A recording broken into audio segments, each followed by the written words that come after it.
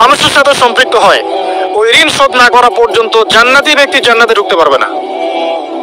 মনে করেন আমাদের ভাই আব্দুল্লাহর জান্নাতের ফয়সালা হয়ে গেছে, কথা কথা মনে করেন, কিন্তু ভাই কাউকে গালি দিয়েছিল, কাউকে অপবাদ দিয়েছিল, কারো কাছ থেকে টাকা পয়সা নিয়েছে, দেয় নেই ফেরত, বা ইত্যাদি ইত্যাদি ইত্যাদি। মানুষের সাথে সম্পৃক্ত কোনো হক আছে?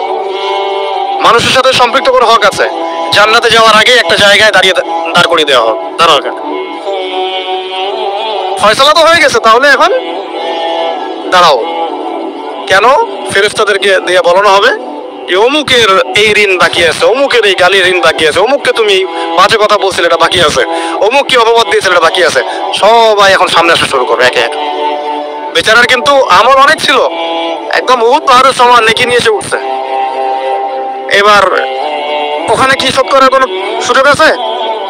কোনো সুযোগ আছে?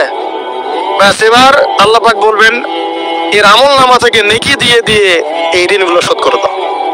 ওই ব্যক্তির আমল নামা থেকে নেকি দেওয়া হবে, যাকে গালি দিয়েছে ওকে, যার গীবত করেছে ওকে, যাকে তহমত দিয়েছে ওকে, যাকে অপবাদ দিয়েছে সবাইকে নেকি দেওয়া হবে।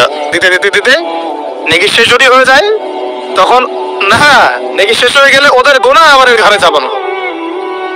আল্লাহ রাব্বুল আলামিনের বিচার একদম সূক্ষ্ম। আল্লাহ পাক কিন্তু গফুর রহিম, একই সাথে শাদীদুল ইকাব। আল্লাহ পাক পরম করুণাময়, অসীম দয়ালু, আবার কঠিন শাস্তি দাতাও বটে।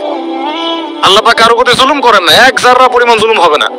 অন্য হাদিসে আসছে একটা শিংওয়ালা ছাগল দুনিয়াতে একটা শিং ছাড়া ছাগলকে গুতা দিয়েছিল। আমার শিং আছে, ওই যে পাওয়ার আছে আমার, দিলাম তোকে গুতা। এটাই তো কাজ দুনিয়ার, যার কাছে পাওয়ার আছে, আমার কাছে পাওয়ার আছে, নে তোকে গুতা দিলাম। ছাগল ওই কাজ করছে।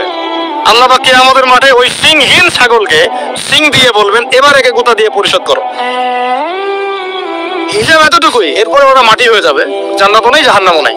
ওরা তো বেঁচে গেল, ও তো বেঁচে গেল নাকি, গুতা খেয়ে বেঁচে গেল। এবার এই ব্যক্তি সমস্ত আমল নামার গুনাহগুলো এবারে ঘাড়ে চাপানো হবে।